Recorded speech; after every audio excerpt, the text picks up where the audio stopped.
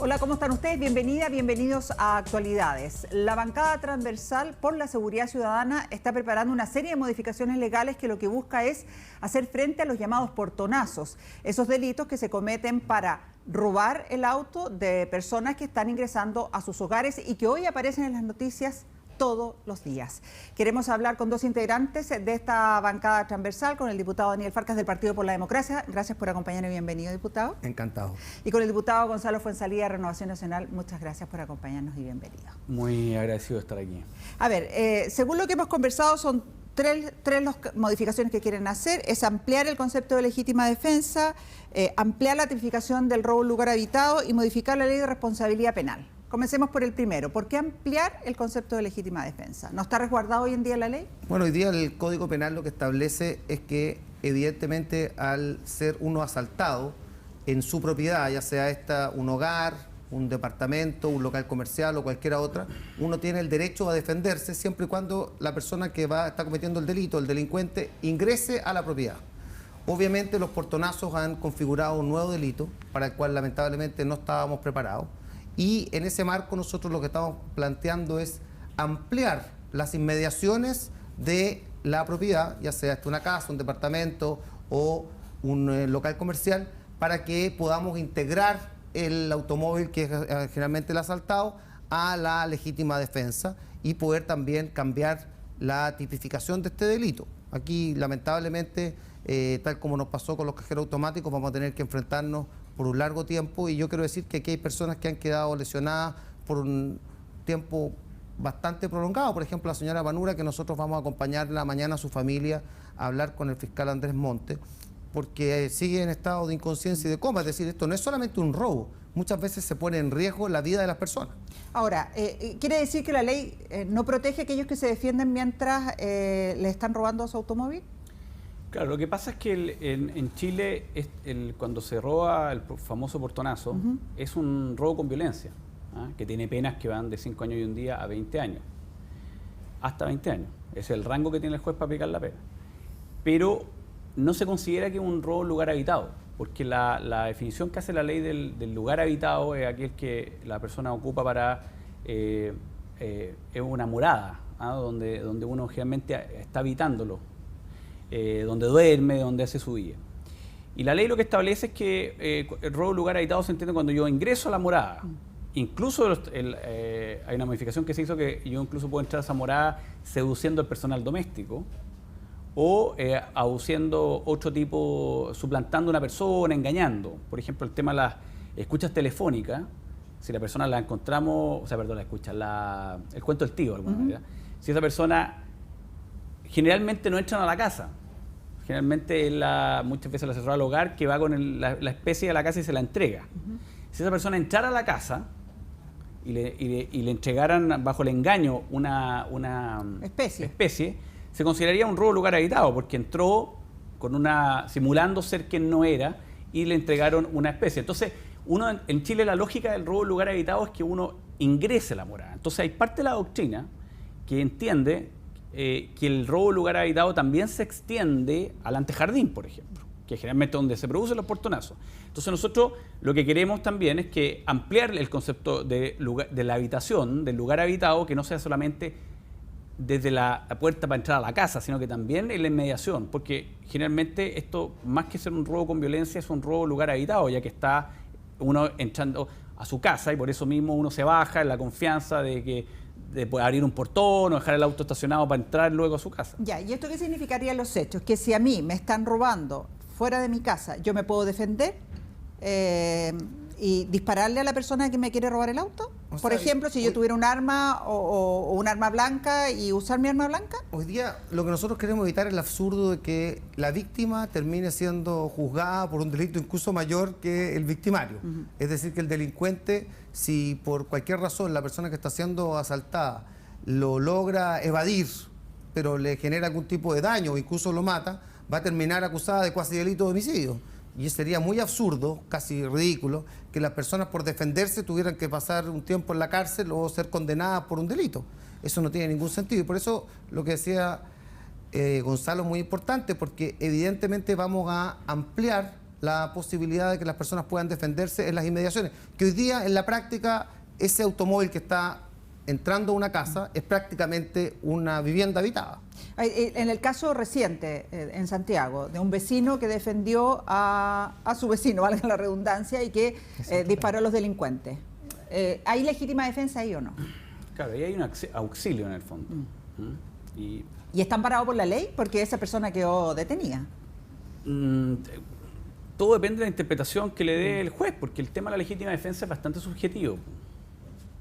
Tiene que haber la inminencia del peligro, tiene que haber la proporcionalidad de los medios empleados para repeler ese peligro.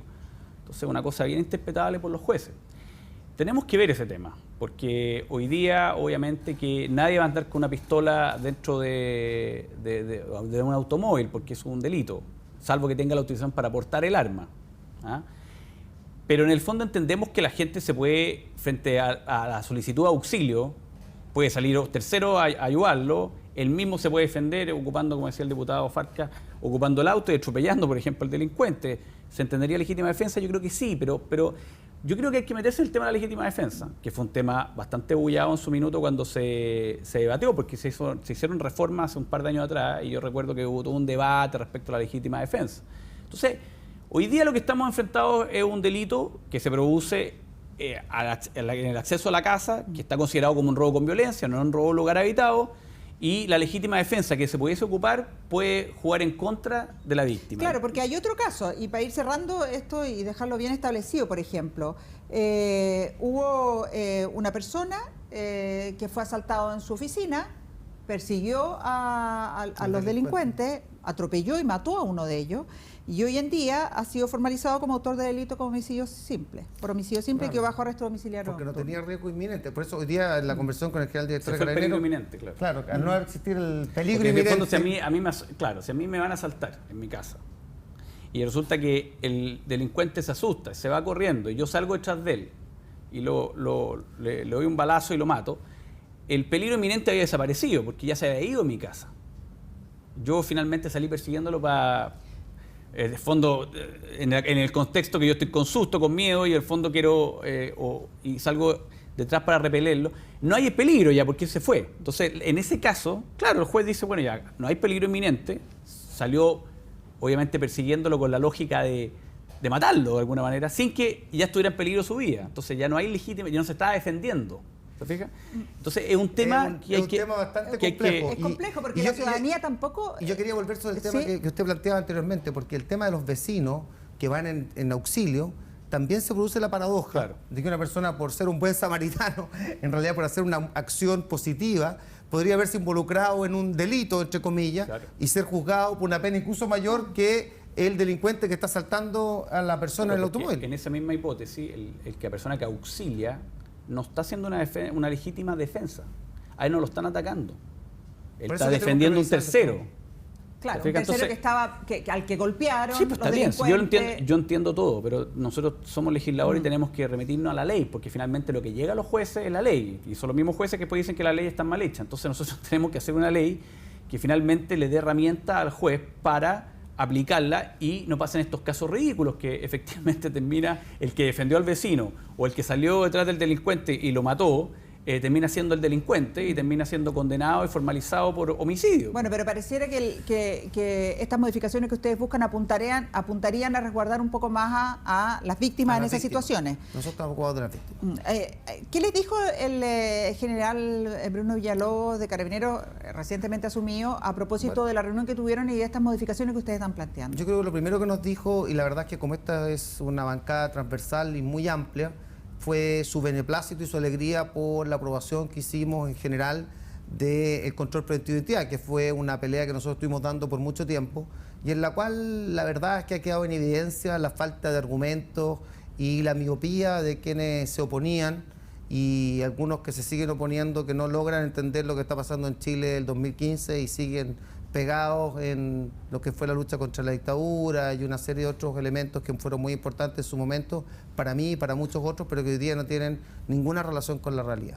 Lo segundo que nos dijo en general, para mi juicio muy importante, es que él apoyaba tanto nuestra idea de reformar la responsabilidad penal adolescente como todas aquellas modificaciones que fueran en favor de las víctimas, porque él también decía que en el caso de Carabineros, y esto es una paradoja, pero es así, se produce el mismo fenómeno. Si Carabineros no tiene el apoyo de la ley para poder realizar su tarea, obviamente se va a inhibir de realizarla. Bueno, vamos a ese segundo tema que plantea usted, que tiene que ver con modificar la ley de responsabilidad penal, porque en estos portonazos, y lo dice Carabineros, además el 80% de quienes delinquen en estos actos son adolescentes, y muchos de ellos menores de 14 años, por tanto no son imputables y salen libres, ¿no es cierto?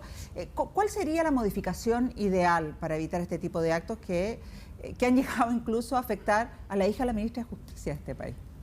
Bueno, a ver, la ley de responsabilidad adolescente tiene dos patas, yo diría. Uno es la ley que se ve en los tribunales, la aplicación de la penalidad frente a un delito cometido. O sea, ¿cuántos años le voy a dar de pena, en otras palabras? Y eso lo aplica el juez, es un criterio que nosotros le dimos a través de una ley de responsabilidad adolescente. Y hay otra pata que se refiere dónde esa persona, ese menor de edad, va a cumplir la pena. Y ahí tenemos el sistema cerrado, es decir, que está privado de libertad, el semicerrado, que está de día, pero de noche está fuera, y el sistema de tutela, que está libre, pero tiene un tutor supuestamente. Ese sistema, y esto no es responsabilidad del actual director del Sename, ese sistema, desde el 2008 a la fecha, no dio resultados. ¿Por qué? Porque claramente hoy día el menor sabe que no tiene ningún costo irse a pasar una temporada a un centro del Sename, ya sea cerrado, semiabierto o libre, o estar en internación provisoria, que es como la prisión preventiva, que son máximo 6 meses. Hoy día no ve que haya costo mayor de encontrarse con sus pares, los que están todos delinquiendo en la misma, porque tienen un código. Yo me he tocado ir a fiscalizar estos centros y andan todos con la última zapatilla, todos vestidos iguales, tienen un peluquero que les corta de una manera el pelo, o sea, tienen un código de alguna manera que opera, y ellos ven estos pasos por los centros Sename como parte de su carrera delictiva, no tiene costo. ¿Y cuál debería ser el sistema? Yo creo que el sistema, como se pensó en el 2008, que iba a ser un sistema que iba a resocializar en base a un sistema de penas, pero penas bajas, lo conversábamos, que lo máximo ya que se puede recibir como pena un menor que comete un homicidio bajo la atenuante y bajo toda la lógica penal, serán 3 años. Son máximo, 3 años. En Ovalle máximo. Fue asesinado una persona a la cual le robaron el auto con este sistema portonazo, un adulto, 3 menores. El adulto, en primera instancia, la Corte de Apelación de La Serena le dio 15 años de cárcel, claro. Y a los 2 menores, a 2, 3 años en sistema cerrado y a uno 3 años en semicerrado. Semicerrado, claro. O sea, está en el día, pero la noche está en su casa. Ya. Entonces, o puede estar delinquiendo. Entonces, yo creo que aquí, por eso digo 2 patas. Uno, el tema de la penalidad y el tema de qué edad empieza a correr la penalidad. Nosotros establecemos un sistema que va de 14 a 18 años. Y ahí hay que ver si 14 años hoy día, dado la situación, es lo que corresponde, o quizás como lo hacen en otros países, como Inglaterra, que parten 12 años. ¿Ya? Segundo, hay que ver también, estos menores a veces cometen el delito siendo menores de edad, pero finalmente cumplen la pena siendo mayores de edad y contaminan el sistema. Entonces hay de repente un cabro de 20 años cumpliendo una pena porque la cometió siendo menor de edad y le dieron 3 años y la cometió el delito a los 18 años, o los 17, perdón, y está cumpliendo su pena teniendo 19 o 20. Es un tema que hay que verlo, porque es un tema que hay que meterse ahí si es justo o no justo. Yo creo que es injusto, porque en el fondo contamina a los menores de edad un tipo que ya es mayor de edad. Y lo otro, que es la otra pata, es efectivamente que el lugar donde están cumpliendo esa pena cumple el rol resocializador, o sea, tiene algún costo para el menor cometer delito. Porque hoy día, por ejemplo, el tema de los portonazos, ¿qué es lo que están haciendo? El mismo general nos dijo, adultos que contratan, porque al final esto es un negocio, la delincuencia es un negocio, contratan menores de edad, porque sabe que la penalidad de ellos va a ser baja, entonces él queda como el autor intelectual y el autor material son estos menores de edad. Entonces, yo creo que hoy día los menores de edad también tienen que tener una señal que en el fondo, si se van a un sistema cerrado o van a una cárcel para menores, de alguna manera, eso es lo que la lógica, sepan que es en serio y que hay privación de libertad. Lógico que en esa cárcel tiene que operar la resocialización, porque finalmente son menores de edad, que es mucho más posible que se reinserten en la sociedad y que no vuelvan a reincidir. Yo estoy de acuerdo, pero tiene que ser un sistema que efectivamente funcione. Y hoy día en Chile no funciona. No por el actual Sename, yo quiero ser claro, esto es un problema que tanto el primer gobierno de Bachelet, el gobierno del presidente Piñera y el actual gobierno no han podido de alguna manera el sistema solucionar. establecido. ¿Usted cambiaría el sistema tal cual está y bajaría la edad de cuando las personas son imputables? Yo creo que aquí Imputables, tenemos no imputables. varios problemas, como decía el diputado Fonsalía. El primero de los cuales tiene que ver con cuál va a ser la edad. Y en ese sentido yo creo que tenemos que estudiar con mucho detalle la legislación comparada. Está el caso de Inglaterra, por supuesto, están los otros países del mundo que han cambiado esto, pero fundamentalmente a mí lo que me preocupa es el segundo elemento que nos dijo hoy día el general Villalobos, que es que aquí se está haciendo abuso de los niños para cometer estos delitos. Y en realidad quizás lo que teníamos nosotros apuntar junto a todo esto, subir las penas de aquellos que intelectualmente planean, desarrollan y financian este tipo de actividades ilícitas, porque los niños son más bien víctimas de lo que está pasando. Lo otro con respecto a lo que ocurre en el Sename, yo creo que aquí tenemos una gran deuda y lo he conversado muchas veces con la directora del Sename, con la señora Labraña, en el sentido de poder llegar a tener capacitación, educación, temas que tengan que ver con dejar la adicción a las drogas y una inserción familiar, porque no sacamos nada, por otro lado, con condenar a la gente a la cárcel, particularmente a aquellos más jóvenes y a los niños, a situaciones más bien de reclusión, ya sea de reclusión nocturna o de internación del mediodía o cualquier sistema que convengamos en tener, si es que no les damos una salida. Y aquí yo creo que tenemos una deuda, y esta deuda no es ni el gobierno 1 de Bachelet ni el gobierno de Piñera, sino es muy anterior. Porque yo estoy pensando, a partir de lo que hemos visto en el Sename, vamos a planear una visita juntos con esta bancada transversal, en que hay que empezar a hablar más bien de inserción que de reinserción. Porque muchos de estos niños, de estos jóvenes, es la primera vez que vamos a insertarlos realmente en la sociedad.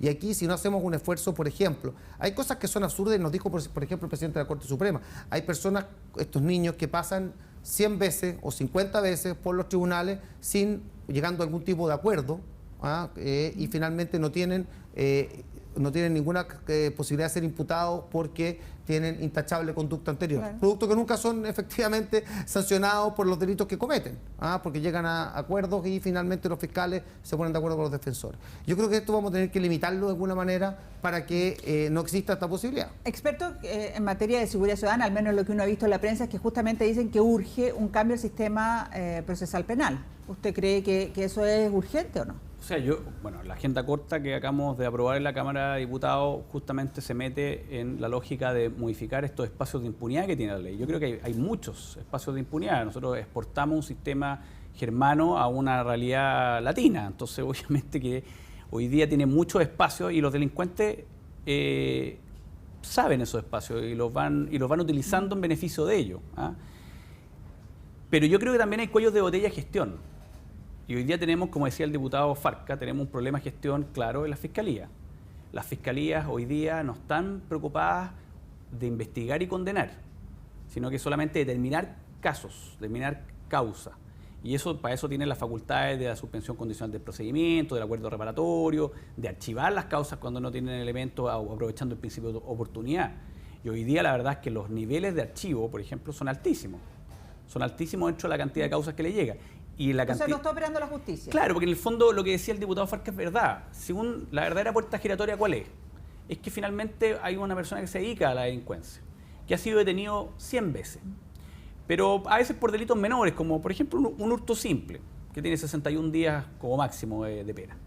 Y llega al tribunal, al control de detención, lo más seguro que el fiscal, y esto lo hacen todos los fiscales, es que llega a una suspensión condicional del procedimiento, se pone de acuerdo con el defensor, a ese ni siquiera pide a lo más quedan con una cautelar de no acercarse al local.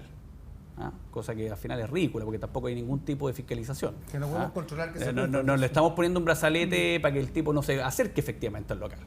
Bueno, se va para la casa. Esa persona no es condenada. O sea, no se entiende el sistema como un condenado. Entonces va a volver una segunda vez, pero no vuelve como reincidente, porque fue detenido. Pero no es condenado, no es condenado nunca. O sea, cada vez sale de la misma manera, claro, entonces, sin ser jamás. Si los fiscales nunca tiene una condena y por lo tanto sigue con intachable conducta anterior. Si los fiscales se preocuparan y hicieran la pega de condenarlo, a pesar que la primera no se va a ir a la cárcel, va a ir a la casa, se va a ir para la casa porque hay que quedar con 61 días, hay que quedar con pena remitida, si eso está claro. Pero ya no queda con conducta irreprochable anterior.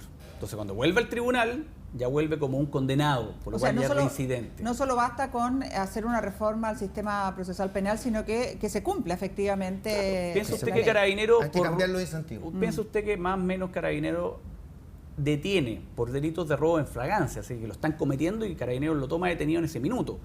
alrededor de 4.000 detenciones realiza. ¿Y cuántas de esas 4.000 quedan en prisión preventiva? Yo creo que un número ínfimo. Entonces, yo creo que acá hay una gran responsabilidad de los fiscales. Entonces no sacamos nada con hacer... Nosotros la reforma, la agenda corta, limitamos en algunos casos la suspensión condicional del procedimiento. Hay un artículo que limita en ciertos casos.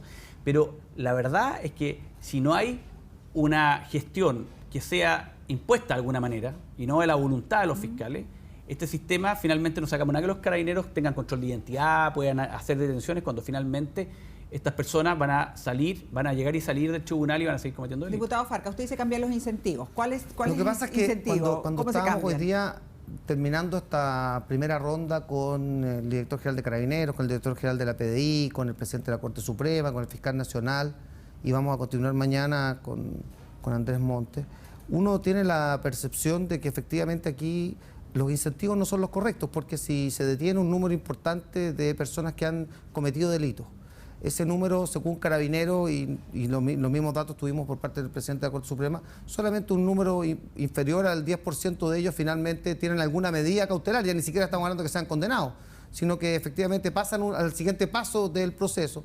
Obviamente algo está pasando que no vamos por buen camino. Y además después tenemos que de ese 10%, un número, probablemente la mitad, son efectivamente condenados. Entonces, esa es la sensación que tiene la ciudadanía y nos está hoy día pasando la cuenta. Y lo está pasando mal la gente, producto de una sensación de inseguridad muy, muy amplia y bastante, yo diría, consolidada.